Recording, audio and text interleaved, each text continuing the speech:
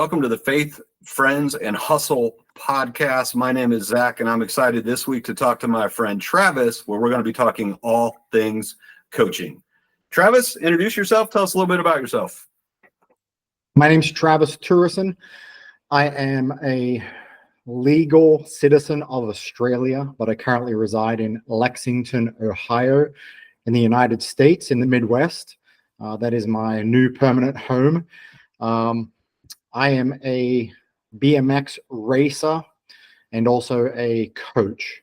I've done it on and off my whole life. I trained as a coach in Australia while I was racing, moved to America in my early 20s, continued to race and coach.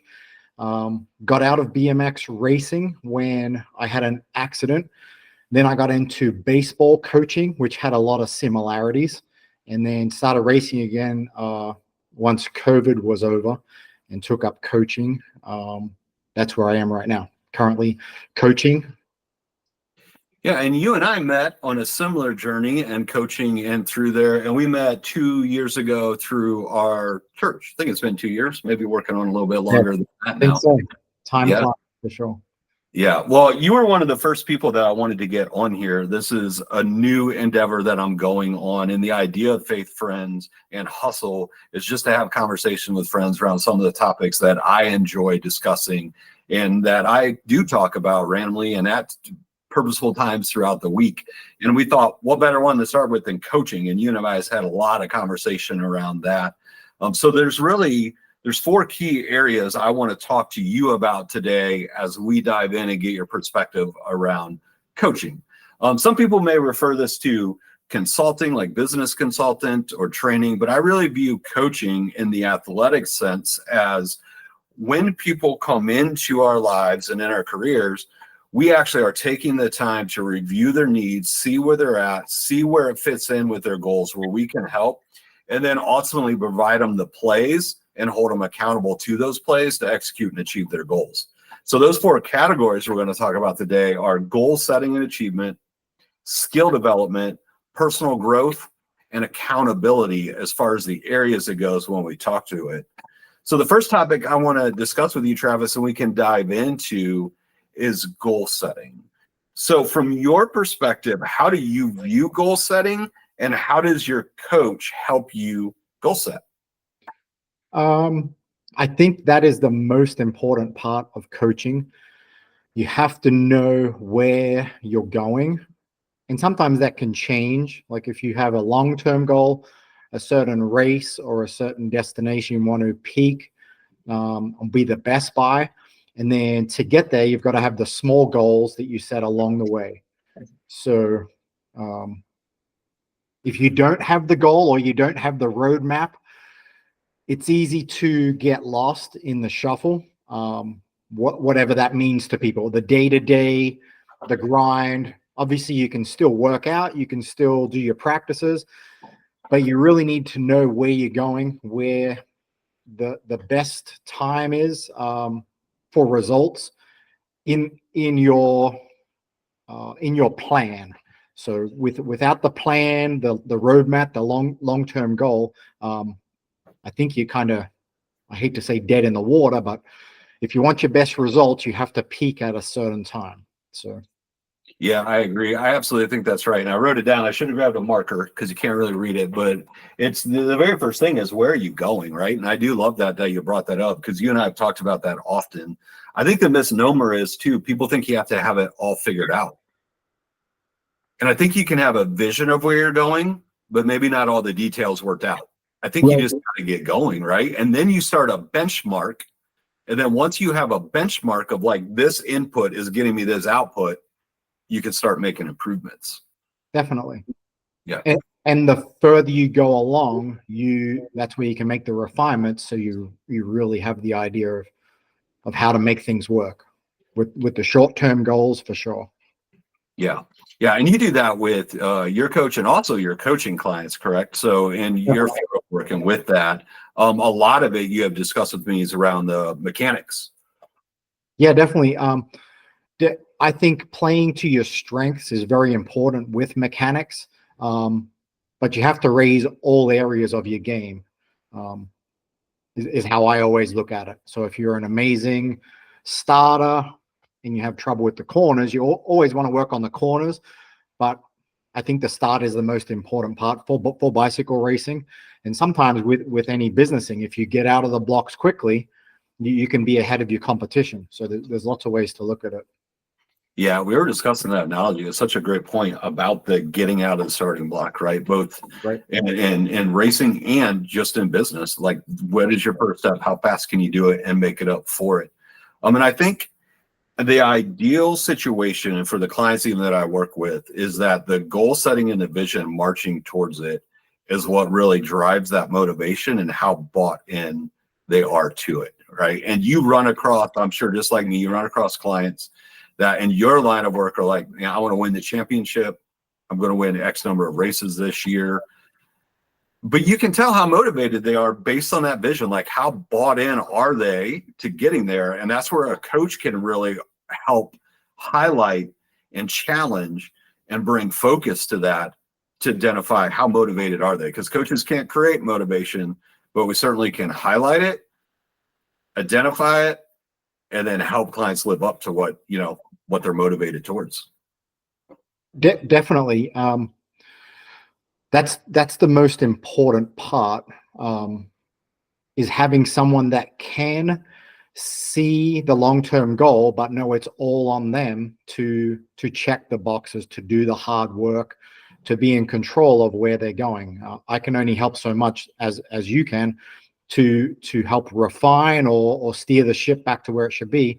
But if they're not putting in the work, and that comes to so many different things. I've wrote a few little things down. It can be your attitude, your discipline, doing a little extra, some excellent. If you don't make those choices as the rider or the client, it doesn't really matter where the roadmap says you want to go, because you're always going to be behind the 8 ball to get to where you need to be. Yeah, absolutely. Well, that leads us into a the second point that we talk about is skill development. So walk me through, from your perspective, how does your coach help you with skill development? And then how do you help your coaching clients with skill development? So I've worked with my coach for a long time, on and off my whole bicycle career. And he, from day one, always says everything, like we just spoke about momentarily ago, it's about the start. If you're behind at the start, then you have to work harder. So 50% of my training, and then I try to pass it along to all the people that work with me, is on the start. So if you break down a week, I want 50% to be gates and sprints. The rest of it is the track work, the gym. But that's how I break it down. And that's how he always has told me. And a lot of times back when I was younger, I didn't listen to that because it wasn't my strength. And it's really hard to not play to your strength. But it's just something you have to, if you're going to raise the ceiling, you want to raise the floor as well to make everything better along the whole plane. So that can make you better across the board. Yeah, we all run into that, right? We do the same thing. And the business side, you're also a business owner. So you run into it too. And people go to the next shiny object or jump to the next thing, and they've got no strong foundation that they're out of, which is, for you, the starting block, right? So right off the bat, we haven't put in the training, the skills. We haven't put in the 50% of the most important work up front to establish a path to achieve the vision. And now we're looking at it being like, well, how do we develop skills? Or in your case, raise the floor and then raise the ceiling. How do we do that? And you just don't know. There's no path because you haven't established that. I hate to get a bad start when I'm racing. Yeah. And then in my regular life, if you break it all down, like if I say, I have a podcast at 4:00, and at 4:00 I'm not doing the podcast, I'm like, well, I'm already behind. Whatever that looks like in your day to day, I like to be on a schedule, and then take that into my racing life, and then my coaching life. If we can work on the most important stuff first, everything else hopefully will just fall in line. Yep. Yeah, absolutely. Well, and skill's one of those interesting ones, because unlike motivation, to where that has to be self and no one can really motivate you. You can be inspired, but motivation comes from within. Skill development actually has two parts, right? You have some natural skill that you can continue to develop and work through, but skill also can be taught, right? So you could teach me how to get on a bike right, or I could teach you how to run the business plan. So there's two different types of things: those that you're going to continue, that nature gave you, and then you're going to nurture them, and those that you just got to figure out how do you nurture it. And that's one of the biggest job of a coach is sometimes too, is to call out those blind spots where there's an opportunity to develop or build out a skill. Definitely. I see a lot of riders are good in different aspects, and usually from speaking to them, if it gets to that point, it's because they've spent a lot of time doing that thing because they like doing that thing, whether it's jumping or cornering or manualing. They have fun doing it. But when you say, okay, we need to spend more time in this area and it's not fun and it's a grind, that's where what we're speaking of, the motivation has to come from within to finish the job, not just relying on what you already did. Development, Mhm. right? It's got to be that fuel for the skill development of when you go through. So talk to me now about the third one, which is personal growth. What, from your perspective, is important about the personal growth and what a coach can help with? So a lot of people, they're younger when they come to work with me. You can't teach someone to work hard, but I think they can learn to, because doing any kind of skill work or sprints or gym work, that's what it is. It's hard work and you can't shy away from it. So that can make you a better person if you have to fit something into your day before school, after school, or if you're working before work, after work. That can make you a better person, make you feel better about yourself. And then what I spoke about earlier, those different parts that I always talk about: the attitude, the discipline, doing extra, and trying to be excellent. And what that means is being your best every time you train.